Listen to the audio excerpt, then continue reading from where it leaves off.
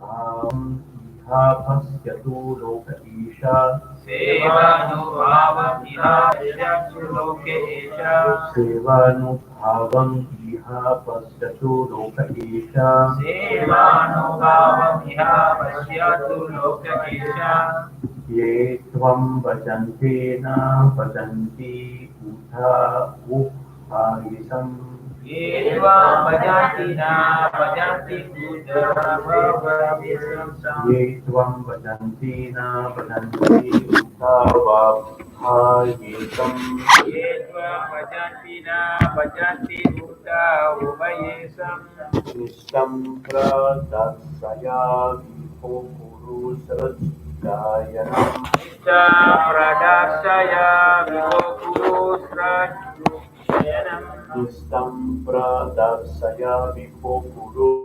सृष्टायनम् निष्ठं प्रदर्शय दिवो गुरु श्रयणम् तत्तेव देव भवतश्चरणारविन्दम्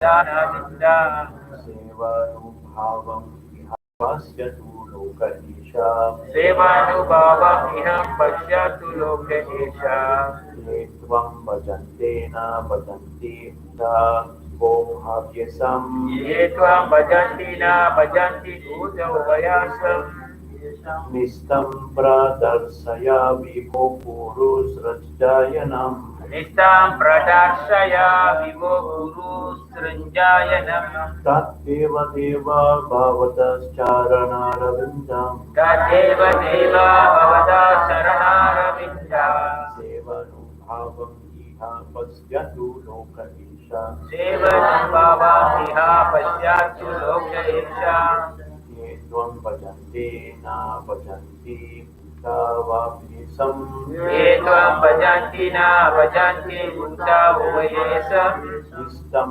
प्रदर्शयामि भो कुरु सृष्टायनम् निष्ठां प्रदर्शय विभो गुरु सृञ्जायनम्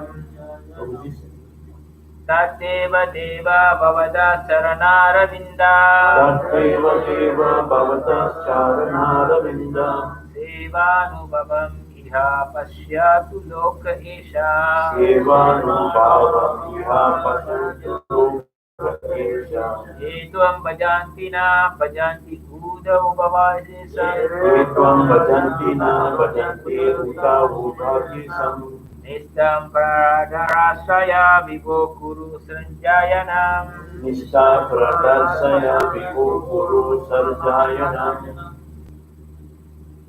तदेव देव भवतः शरणारविन्द सेवानुभावं पश्यतु लोक एषा ये त्वां भजन्ति न भजन्ति बुद्धा उभयेषम् निष्ठां प्रदर्शय विभो गुरु सृञ्जायनम् तदेव देव भवता शरणारविन्दा सेवानुभावमिह पश्यतु लोक एषा ये त्वं भजन्ति न भजन्ति उता वाप्निसम् निष्ठां प्रदर्शय विभो गुरु सृञ्जायनम् Translation apropos by His Divine Grace A.C. Bhaktivedanta Swami Srila Prabhupada teacher. Translation. Therefore, O Lord of Lords, let the people of this world see the power of devotional service rendered to your lotus feet. Please show them, O Almighty One, the position of those Kurus and the Sanjayas who worship you, and the position of those who do not.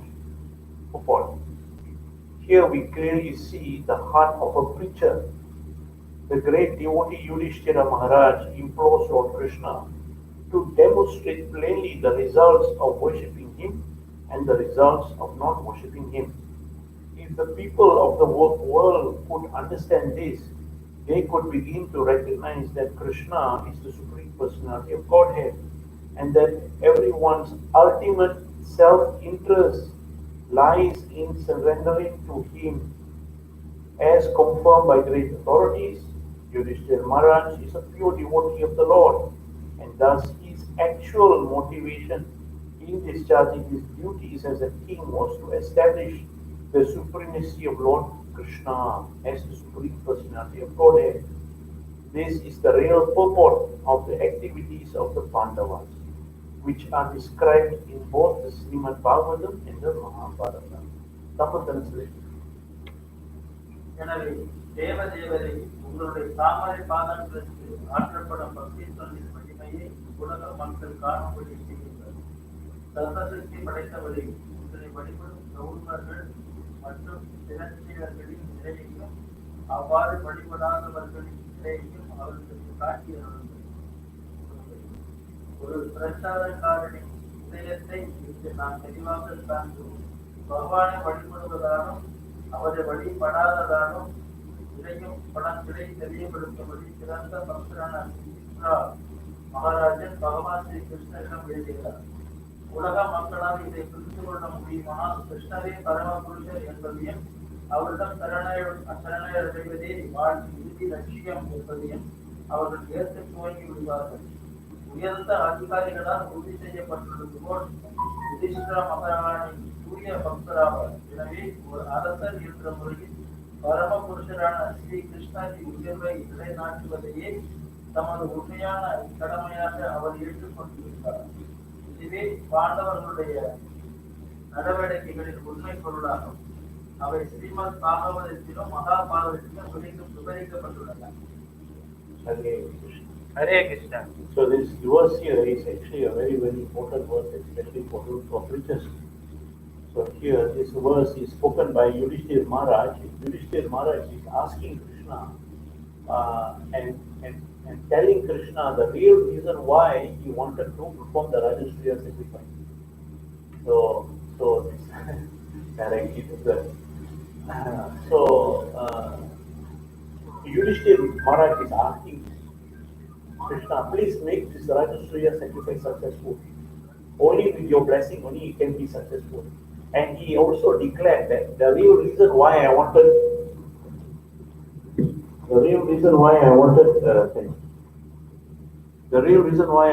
to perform this Rajasuya sacrifice is so that I can invite the Devas, including Lord Brahma and Lord Shiva, to attend such a sacrifice. So that all those people who don't believe in you, who don't believe in devotional service, who are unenthusiastic about devotional service, they will see that all the devas actually, they are the ones who are your servant. You are the real master. You are the Supreme Personality of Godhead. It says that. Yudhishthira. And at the same time, Yudhishthira Maharaj said, for us Pandavas, we don't need anything. We are not in need of anything from the Rajasuya sacrifice. We are not in need of anything from anyone. We are simply satisfied by just being your devotee. And this is the devotee.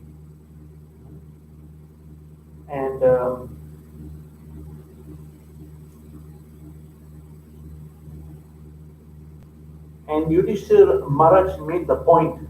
He made the point that for those who are only interested in material gains, in Canto 2, Chapter 3, Text 10, Akama Sarva Kamo Va Moksha Kama Udarti Tivrena Bhakti Yogina Jaitit Pushapara. There in Srimad Bagavatam, he stated there by Sukadeva Goswami that whether one person who is a Akama, he is renounced, or Sarvakam, or another person who is desirous of all the things. He wants all the money, wealth, fame, name. Akama, Sarvakama, or Moksha Kama, or the third person who is looking for, desiring for liberation. All such persons who have intelligence means they will worship your lotus feet. Akama, Sarvakama, Moksha Kama, Udarti, Tivrena. This word Tivrena in Sanskrit is very special. There's one word in English called urgent. Now we have super urgent. Now we have VIP urgent. So this Tivrena is the topmost of all these variations of urgent. Now you go to working life, you have job, urgent, super urgent, VIP urgent, VVIP urgent, all to show that, quickly do. This in Sanskrit, this Tivrena is like the topmost. Don't have any doubt. Don't think about it. Just do it. Whether you are a liberated person, whether you are a materialistic person, or whether you're a person who is looking for liberation, you should by all means worship the Supreme Personality of Godhead. This is what Yudhishthira Maharaj is saying here. And at the same time, Yudhishthira Maharaj is saying, my dear Lord, you are so merciful. Whether you bless or you kill, the result will be the same. Therefore, we want this benefit to be given to all living entities. This is the standard of the preacher in Krishna consciousness. They do not distinguish between, this person is favorable, that person is not favorable, this person is no good, this person is bad, he's Indian, no, he's not Indian. No, they don't make any differentiation. They see everybody as Atma. That's it. Atma means only one identity. Jiva Surupohai Krishna Nitya Das. The eternal identity of the Jiva is to be an eternal servant of Krishna. That is the only identity of the soul. So the preacher, they only see this. Okay. So after hearing, actually goes on very nice. This particular section here, this beginning part until text 6, the next verse, very nice, very nice. It's very nice because this verse actually shows the mood of Srila Prabhupada. Srila Prabhupada, he did what he did. He sacrificed his life with this idea in mind. So a Vaishnava devotee, he goes around and tries to find a way to get people to just do some service for the lotus feet of Sri Krishna. Because the Vaishnava knows the best remedy for this disease of this material world is the lotus feet of Sri Krishna. Somehow or other, find a way to get people to do some service. Doesn't matter what service, but do something. Sometimes devotees, they struggle, while chanting, the mind is running here, running there. Hare Krishna, Krishna, what's on the phone, smartphone, Hare Krishna, Krishna, what? That day I saw one video on YouTube. I didn't finish seeing that. Hare Krishna. This is what we struggle with. This is what I struggle with. So once Srila Prabhupada was asked by his disciples, what should we think of when we chant? So Srila Prabhupada says, there's no question of thinking. Thinking doesn't come into the picture. You just chant. You just listen to the Maha Mantra and you chant it clearly so that you can hear. That's all. There's thinking doesn't come into the picture. So similarly, this Krishna later on he says that those who have full control of their senses and render loving devotional service unto me, these devotees I accept as my pure devotees, and their service I accept, and I give them all protection. This is actually a very important point. Srila Prabhupada said, don't worry about what your mind is doing. You just chant. Make sure you chant clearly and you hear clearly. And Krishna says in this chapter also that all those devotees who have controlled senses, they are very dear to Krishna. Why? Because those who can control their senses, they can perform pure devotional service. So now the question is, how do we control our senses? Immediately people will think, we must do some meditation, I must control my mind, I must focus. No need to do all that. It's all very, very ineffective way. It's proven that it doesn't work. The easiest way to do is to simply engage yourself in the service of Krishna 24 hours a day. That day, I think we heard a story by Dwarkadish Prabhu. He was telling about this experiment in India. I heard about this also. This experiment in India. The scientists, they wanted to see which Vedic system is good at focusing the mind. The experiment was actually to test the brain, how long you can focus your mind, because all the senses, the central processing units, the mind. So if you want to see all your senses engaged, you just see what is going on in the mind. So these scientists they call all kinds of religious groups in India. There's some group all doing yajna, another group they're doing across like Ashtanga yoga meditation. They call these groups. So they put this wire on the head to see while you're doing your yajna, while you're doing your meditation, want to see how much your concentration is. So some Hare Krishna devotee in New Delhi heard this. He said, "Hey, you calling all this group? Why you never call us?" I said, "Yeah, can. You want to come?" So this devotee contacted the devotees in Mayapur, because Mayapur devotees are Kirtanias. So they came 2 buses from Calcutta all the way to Delhi. They joined this experiment. So it seems they were given some time slots. Each one they given I think 15 minutes to like that. So somehow or other, when the Hare Krishna devotees came, they all came with their patanka, their kartas, what kind of meditation this? What kind of worship is this? The scientists they all from the old school, Yajna, Shritam, and all that. They didn't know this was actually a authorized, authentic form of worship. Playing instruments, singing, and all that. So this devotee started singing. They started singing. Their slot was, I think, they had only like 15 minutes. They sang and sang and sang and sang. The crowd came. They joined the crowd. They joined the kirtan. The people doing the yajna, they also came to join. There were sages there from the Himalayas. They also came. And they joined dancing, hands in the air, dancing Hare Krishna, Hare Krishna. They went for 50 minutes. The scientists said, "Hey, stop." They kept going because the crowd was so engrossed in the kirtan. So after that, they look at the results. The scientists all don't know what to say. They all didn't want to say anything and keep quiet because they are from the old school. See, the gang of the Ashtanga yogas. See, there's another group that is from Jagya.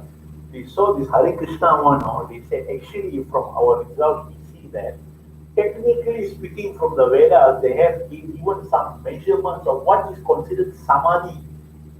Samadhi is the highest level of concentration. Highest level, samadhi. You Hare Krishna fellows all have surpassed the samadhi. Why? Because they were engaging all their senses. Their hands was playing kartal, their legs were dancing, their mouth was singing tunes, their mind was just overloaded with sensory perception of chanting Hare Krishna Mahamantra.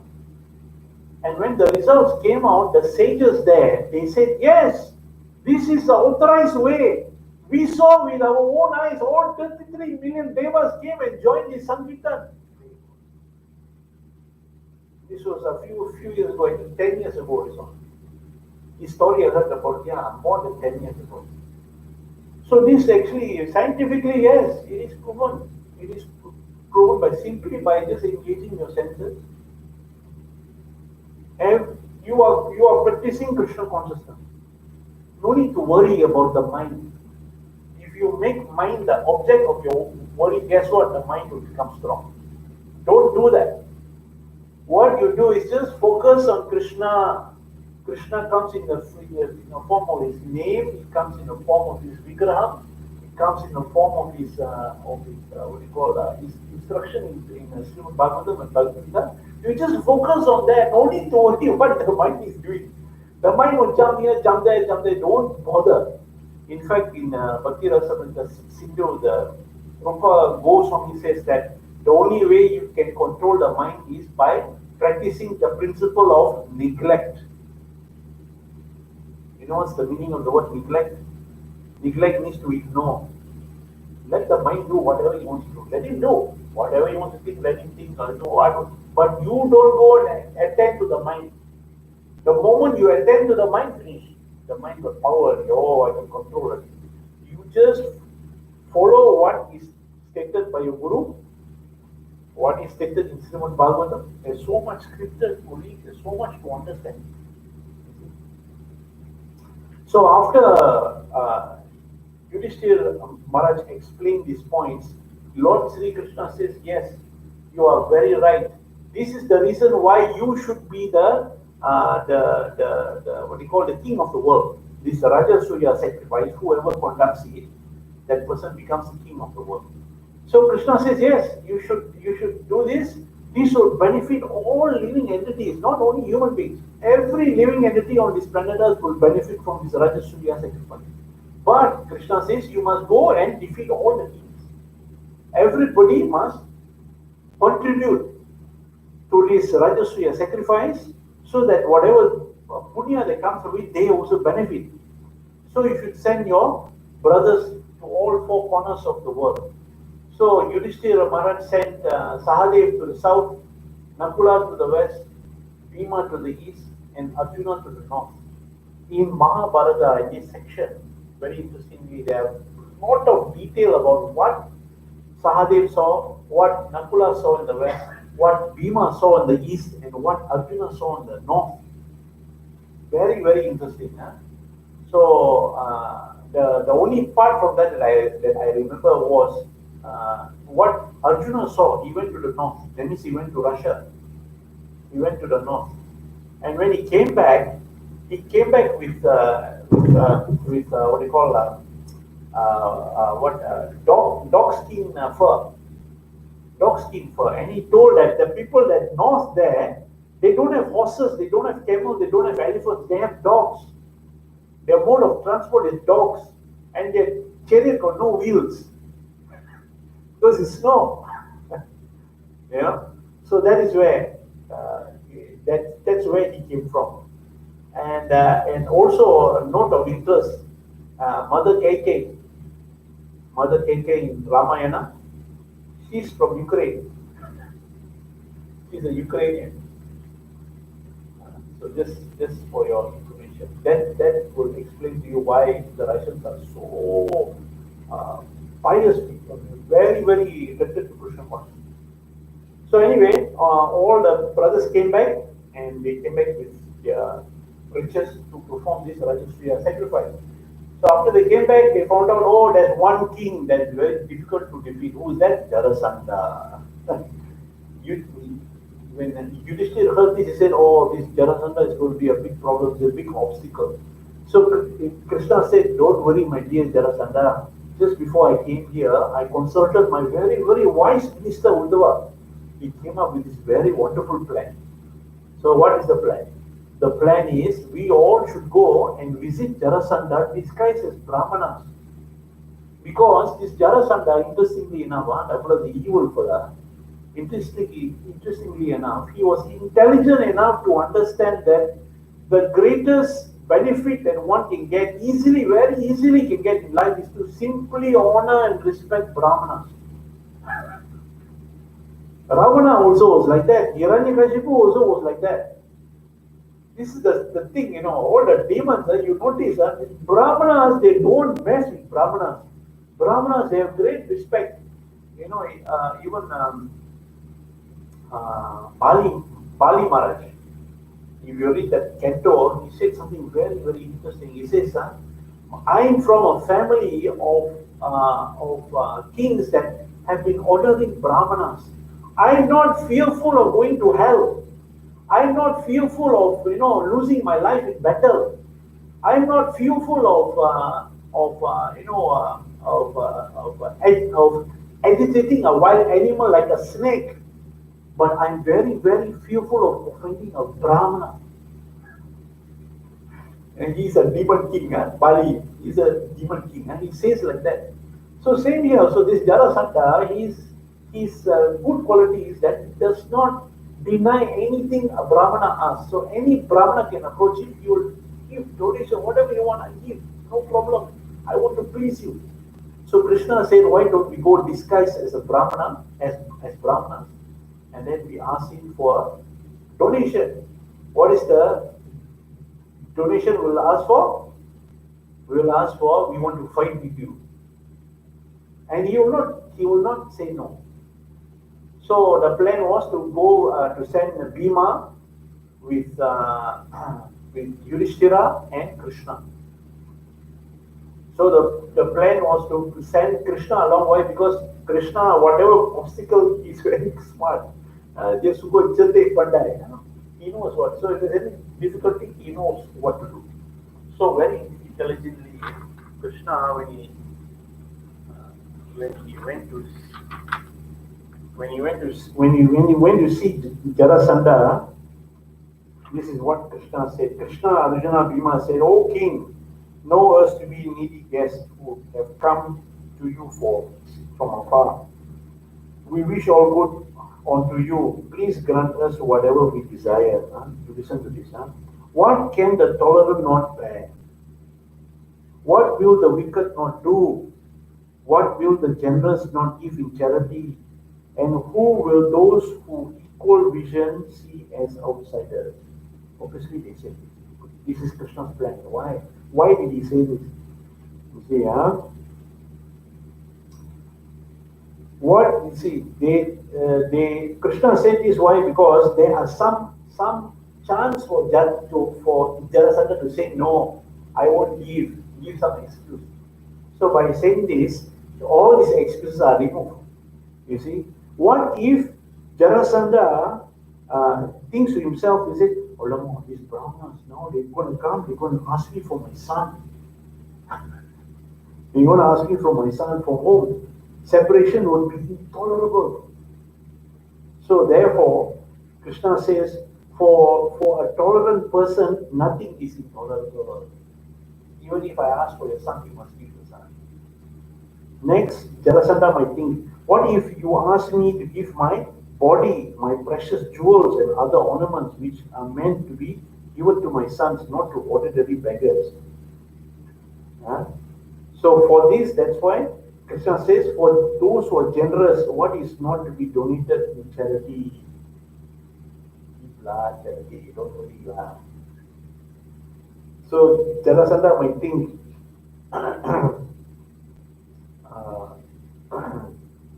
giving charity, enemies. He might think, I don't want to give anything to my enemies. So Krishna says, for those who are equal vision, who is a stranger? Don't discriminate, enemy, friend, all. So come and ask from me, give lah.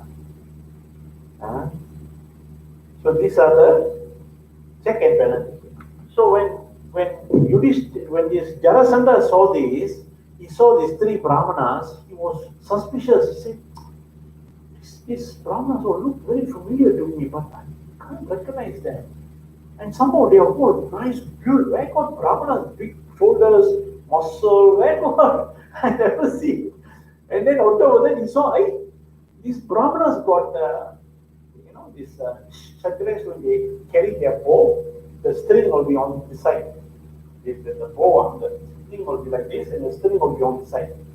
So when you carry the bow, there will be lines here, like marks, bow lines. So the Jarasandha was saying, this one are marks of Kshatriyas. These are not Brahmanas. But Jarasandha was thinking to himself, never mind, if these are Kshatriyas also, I'll give you charity. Why? Shame. You are Kshatriyas asking for charity. Shame. He was thinking like that, no? I said, never mind, Kisyan them, pretty, very pitiable position. No? They're asking for charity from me. Kshatriyas asking for charity. Then when Jarasandha opened his mouth, he said, my dear Brahmanas, don't fear. Whatever you want, I will give. Don't fear. So the moment he said that, Krishna took off his Brahmana disguise. My dear Jarasandha, thank you very much. I'm Krishna, this is Bhima, that is Yudhishthira. And then he says, yes, my dear Jarasandha, we want something from you. He said, we want to fight with you. So Jarasandha heard this, he laughed. He laughed and laughed and laughed. He said, you fools, you want to fight with me? Okay, no problem, I'll fight with you. I'll give you that charity. So Jarasandha gave he took one, what do you call, gada. And he looked at Krishna. I said, Krishna, you are not qualified to fight with me. Why? Because you ran away from battle. You are a coward. Now you are hiding in the sea, in the city called Dwarka. You are not qualified. Then, what called? Krishna, Arjuna and Bhima, not Yudhishthira. And then he looked at Arjuna. And then Arjuna says, Arjuna, you're younger to me. And also you're not as big as I am, not as strong as I am. So not very good match. Not good match. Bhima, yes. Bhima, I will fight. Bhima, you are brave, you're strong, your reputation is very good. You're big and strong. Our strength are equal. Yes, I will fight with you. So Jarasandha and Bhima, they went outside of the city and they started fighting with Gada. They were whacking each other. Kutupom, kutupom, kutupom. The sound they were making, it was as if hundreds of elephants were falling from the sky. Kutupom, kutupom, kutupom, and sometimes elephants, they will pull out trunks of trees and they will whack each other. That sound that was making, it was as if bones were about to break. And this fighting was going on for 27 days. 27 days, and according to Vedic rules, when there's fight or war, when sun set, fighting stops. Everybody go take rest, go makan, go and tell jokes, even for enemies also. So for 27 days, after sunset, both Jarasandha and Bhima, they will go back to the palace of Jarasandha and you'll have nice bath, nice food, and then you start talking to each other. What are you? He also don't know how to eat. Like that. Kshatriyas, this is the mood of Kshatriya. So like that. So after the 27th day, Bhima approached Krishna and told Krishna, I don't think I can beat you. We are equal. We are equal. We are whacking each other for 27 days. Nothing is happening. We tried so many things. Nothing works. We are equal. So Krishna smiled. He said, don't worry. I know what to do. I know the secret of Jarasandha. So Krishna revealed that when Jarasandha's father, he wanted a son. He had 2 wives, 2 sisters. They were trying for a long time to have son, cannot have son.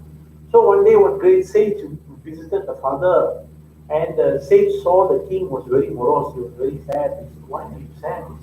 He said, I've been trying to get a child, I'm trying to get a son. But somehow or other, my karma is not there. So this sage took pity on this Jarasandha's father and gave him a mango. He says, you give this to your wife. So this Jarasandha, and the sage told him, he says, actually, it's not in your karma to have son. But anyway, you asked me, so I gave this fruit. Okay? Actually, this fruit was supposed to go to one wife.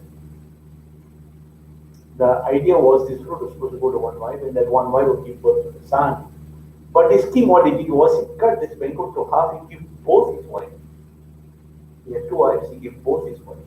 So what happened was, both the wives gave birth to a child, half the body. Half the body. One wife gave birth to one half, the other wife gave to another half. So they were looking at this, what to do this?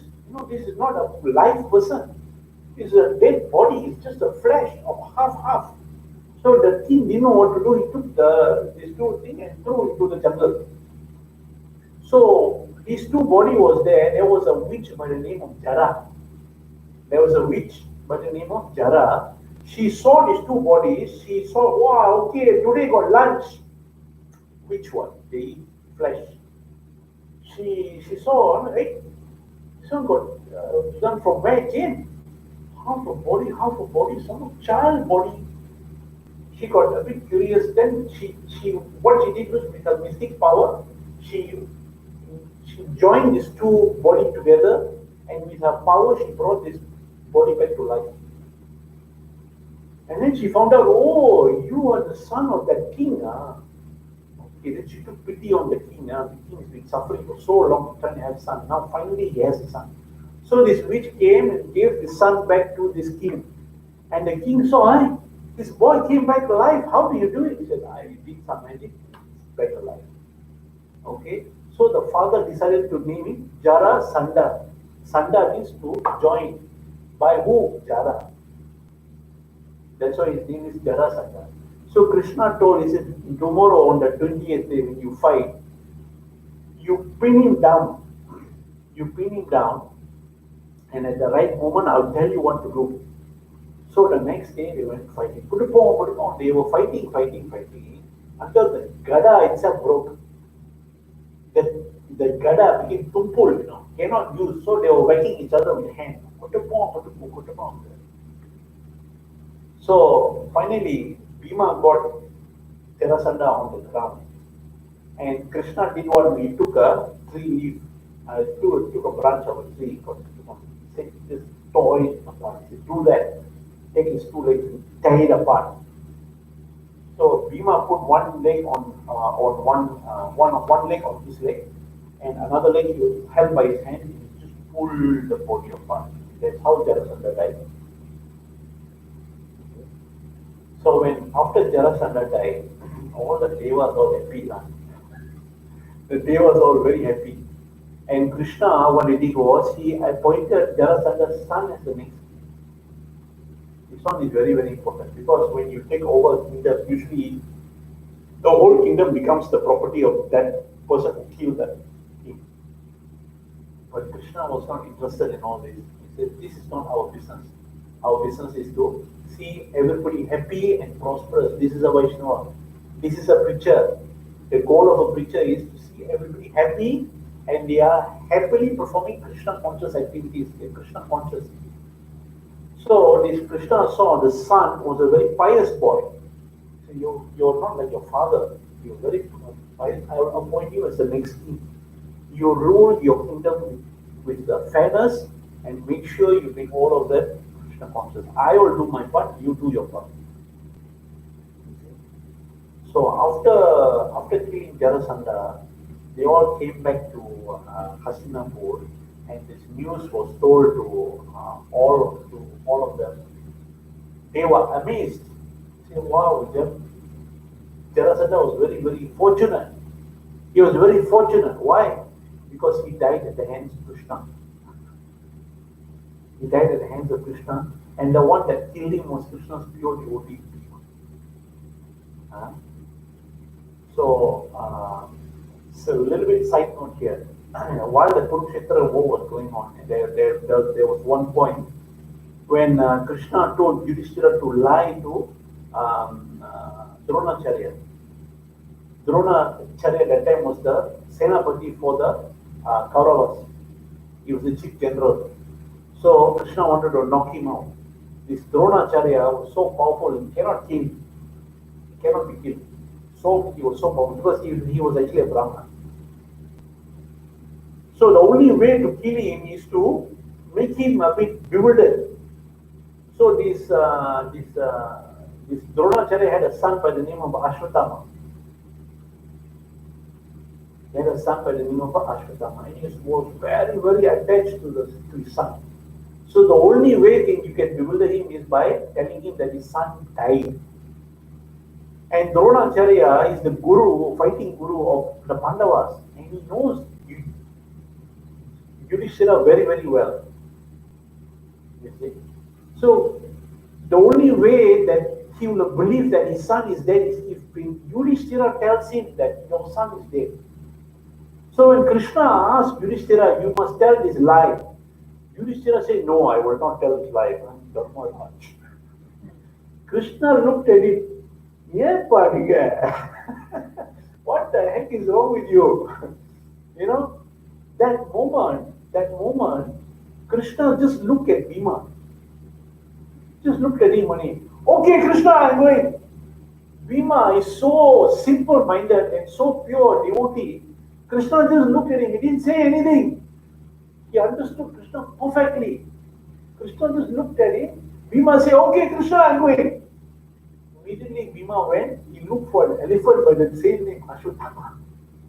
He killed an elephant in the battle, killed an elephant, and then he declared, Ashwatthama is dead, Ashwatthama is dead. Bhima is declaring it, Ashwatthama is dead, Ashwatthama is dead.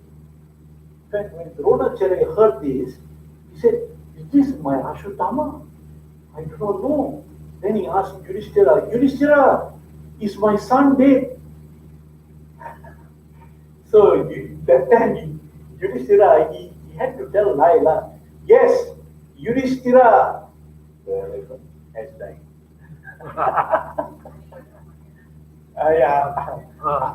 Ashwatthama died. So that time he was shocked. He just sat down. That was when what? Distract you now. This now it's your turn. Now it's your turn. You go and do the job. Killed. He died. The reason why I'm telling you this is that this Bhima, yes, he might be always big and not so intelligent, but he is actually a very, very intimate, more intimate to Krishna than Arjuna actually. Very intimate. Until so intimate that until Krishna just look at him and he reflect, no, I know what to do. I know what to do. Among Srila Prabhupada disciples, Tamal Krishna Goswami was like that. Tamal Krishna Goswami, Srila Prabhupada would just look at him and he would just go and do the You know exactly what Srila Prabhupada wants. He knows exactly. Even there was a Vyasa Puja offering done by Jagataka Maharaj, and he said the same thing also. Tamala Krishna Goswami was so intimately related to his guru, Srila Prabhupada, that many times, he would just look at Tamala Krishna Goswami and he would just go through the thing and the thing is done. With the rest of us, Srila Prabhupada would tell once, would tell twice, would tell 3 times. What's wrong with you? Can't you understand simple English? Srila Prabhupada would scold that. But Tamala is not like that. Tamala Krishna Goswami is not like that. At one time, I like to share with you. I like to share with all of you also. There's a YouTube channel called Prabhupada Memories. Please go and see that. Nice. Prabhupada Memories. This channel is created by one of Srila Prabhupada's disciples by the name of Siddhartha Das. Okay, Siddhartha Das. He is trying to interview all Srila Prabhupada's disciples before they leave the world. Very, very nice. And this channel, for your information, so many young people in America and Europe, so many young people, they become Hare Krishna devotees, and all of them, they say, it's because of this channel. We see these interviews of Srila Prabhupada's disciples, they become so inspired. They become so inspired. So in this channel, there was one story that Siddhartha Das told, his favorite one. Tamala Krishna Goswami, that time he was GBC of India. And he was having a difficult time. GBC, Indians, I say Tallavari. So he ran away to US. Tamala Krishna Goswami, he ran away to US. So he went to Los Angeles Center, I think. So while he was there, he knew that this Srila Prabhupada would come and chase after him, and he asked him, please go back to India. I need you there. There's a lot of work I need you to do there. Please go back. But Tamala didn't want to go back to India. So how is he going to escape? So the only way he will escape is to fulfill Srila Prabhupada's desire. What is his inner desire in his heart? So the Tamala Krishna Goswami knew that the inner desire of Srila Prabhupada's heart is that he wants to see brahmacharis, the number of brahmacharis expand. He wants more brahmacharis, more preachers, more people who want to preach. That's the only thing that will make him happy. So while Tamala Krishna Goswami was in Los Angeles Center, he did not waste any time. He knew already, within 1 month, 1.5 months, Srila Prabhupada is going to come and he's going to hound him, So before Srila Prabhupada came, Ramana Krishna Swami went out preaching. Enthusiastically preached like anything. And he managed to get 20 brahmacharis, 20 young boys. 20 young boys. So when finally Srila Prabhupada came, I said, so, Tamana, when are you coming back to India? I need you there. So Tamala Krishna goes, so he said, Srila Prabhupada, I won't be going back. I'm preaching here. So Srila Prabhupada said, preaching. What preaching? He doubted it. So what preaching you are doing? You know, what preaching? So immediately, Tamala Krishna, he knew this was his cue. He called all of them. Called.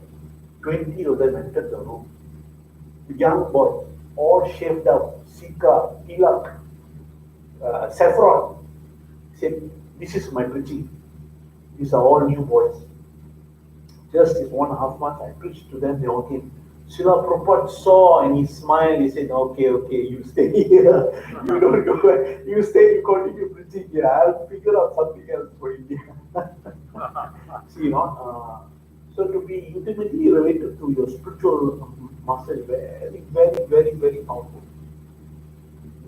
So this is what is, this is where this chapter ends. So next chapter we will hear about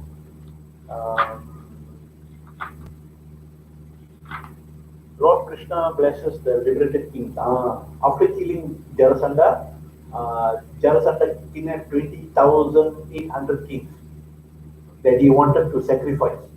So these kings now they are free, they are released. So we'll hear about their freedom. Hare, thank you very much. Any theological, any Sandegam? Online or any theological, please put in the comments. Proper memory, very, very nice. Oh yes.